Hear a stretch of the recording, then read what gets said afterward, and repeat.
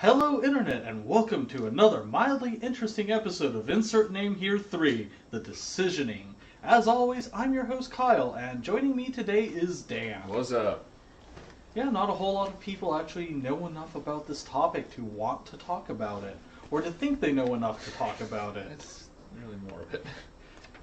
I mean, we're on the internet and talking about stuff, so we probably don't actually know nearly as much as we like to think we do. So today we're talking about the show Vikings, specifically Season 3, Episode 1, was it? I think it was. This is one of the more interesting battles, in my opinion, since it actually did happen. Well, not quite as portrayed. it's based on an actual battle that happened in the mid-9th century Yes, on the Seine River shortly before the Siege of Paris.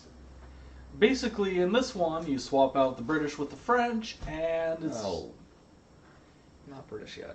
Yeah, We're not British anymore, and not British again yet.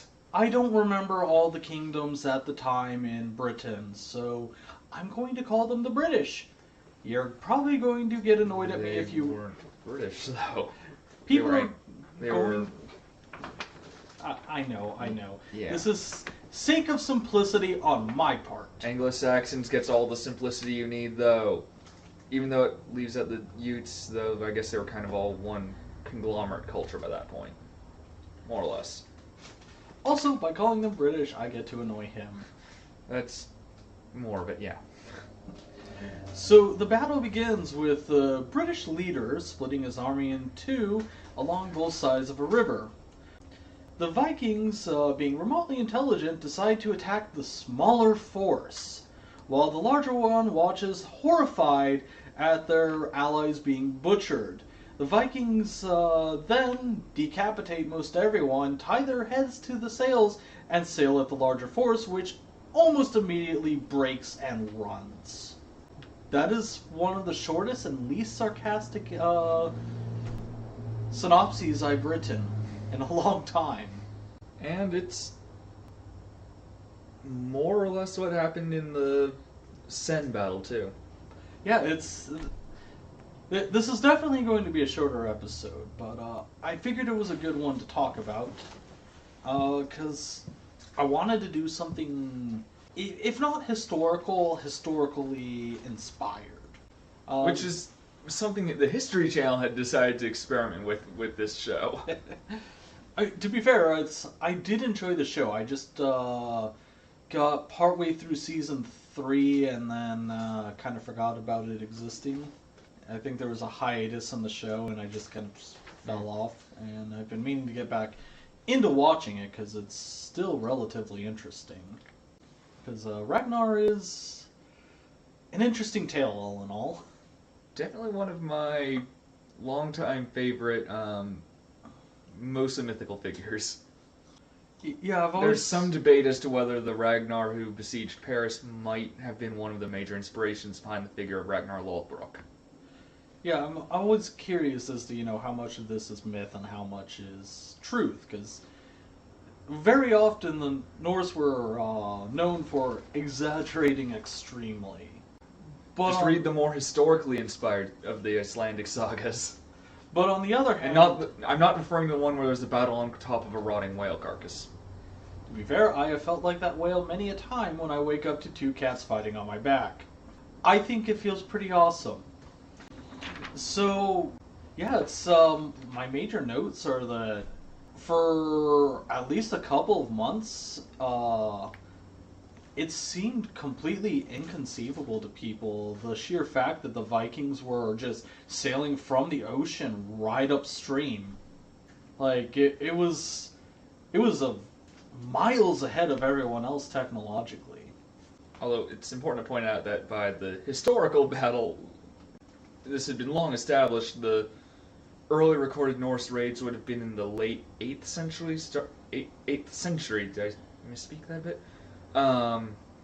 Lindisfarne's the most famous, being in 793. I'm pretty sure there were a few earlier, though. And, it's still, it's fascinating, because, everyone figured out they were doing it, and then it's how do we stop them? It's like we know they're doing it, we don't know how to stop them from doing it is the problem.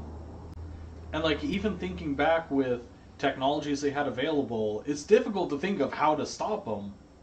That said, seaborne piracy was not exactly a new concept in Western Europe at the time. It was more of a Mediterranean Black Sea thing, but I would be shocked if it wasn't happening across the English Channel, around the coasts of Ireland and Scotland. We know it was happening with the Franks actually hundreds of years before. And another thing I'd like to point out is that a lot of people go, oh, they were stupid, they split their forces. They kind of had to. Like, if you think about it, if there wasn't a force on either side, the Vikings would just go, oh, you're all over there? We're going to the other side, going to raid everything we can and get out before you get to us.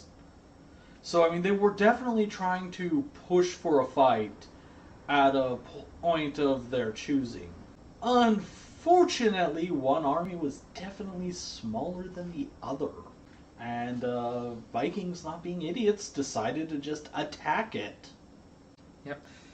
And this was just going to be a risk they'd face with the split forces regardless. The river was too wide for them to provide proper support, so regardless you're going to have one isolated force. Really the only way I can see to have succeeded with this, since, as I recall in the show, the Norse objective was, in fact, to have a decisive battle, would have been to try to force them to attack the larger force instead. That, or to not worry about them raiding too much right off the countryside and force them into a battle to your favor, which I can understand why they wouldn't do that. And I do like this through, especially the first couple seasons of the show, is everyone is kind of like they're heathens, they can't know, or they can't possibly know tactics or, how to fight. And this historically would not have actually been too much of a thought on their part. Both the Anglo-Saxon kingdoms and the Franks actually did come from largely the same cultural background as the Norse. The Anglo-Saxons and the Norse would have had enough commonalities in their language that they could understand each other, and their methods of warfare were largely the same. The Norse didn't have quite as much heavy infantry for the most part as, say, the Saxons did, but they still broadly used the same doctrine. I'm glad you brought up heavy infantry, because although the Norse did use bows more heavily from what we can tell, which is really interesting. I mean, bows are a severely underrated weapon, in my opinion. At least from a modern perspective, looking back. Through history, they've always... Have you heard people talking about Agincourt and Crecy, where the longbow was important, but I argue it's less decisive than people seem to think. The point I'm trying to make is that, it's like whenever bows are portrayed in fiction, they are the finesse weapon, or the weapon that mildly annoyed me and now I'm ripping the arrow out. And a lot of people have bought into this. Like, people don't realize that, you need to be able to draw, 80 pounds for a bow. If you're hunting. Yeah, and that's more of a hunter's bow, but... An English warbow from the late medieval period would usually run into the 100... Usually at least 100 pounds. I think, actually 120 was fairly common from what I recall. But it's... That's what I hate about, whenever... and by the way, you're drawing that several times in a minute. Yeah. Especially with, the portrayal of elves. I know I'm going for several on a minutes. Tangent, but... they always portray the elves as, being physically weaker than humans and using the bow. Why? You need massive strength to use a bow. I'd honestly say that the bow is more of the orc's weapon of choice. But that is getting completely off track for this episode. Let's see, really don't have any more notes on this. This was an interesting battle to watch. I will say this, the showrunners, when choreographing words, I can speak totally. They really could have done more research on how early medieval warfare worked, especially in the Anglo-Saxon kingdoms and in the various Norse tribes and kingdoms. They did not fight as though it was a damned mosh pit. Yeah, what's always stuck out to me are the lyrics to Amon Amarth. of fight as one, don't look back, and just it's like when you train to fight as a unit, and I think that's also where the myth of Europe had no martial arts came from, because a lot of people believe that one, and it's you weren't so much as trained to fight one on one as you were to fight as a unit. And Herr Lichtenauer would disagree with the no martial arts thing, by the way. A lot of people, especially Hema. But that's just a very common myth that people try to spread as much as possible, it seems. But katanas are totally underpowered in D20, dude. Oh god, don't get... Actually, no, get the katana fanboys in on this so we get more views. Hell yeah. View whoring, it's a thing. Your sword of choice is bad and you should feel bad. Actually, no, the katana is a perfectly serviceable weapon for what it's designed to do. Anyways, what would you rate this battle as? Both sides were doing what they thought was the best course of action. The Mercians were in a weaker position to begin with, but just because I would have done a few things differently in their position does not mean I would have succeeded. Yeah. I'd give them a probably B range, I'm thinking. Alright.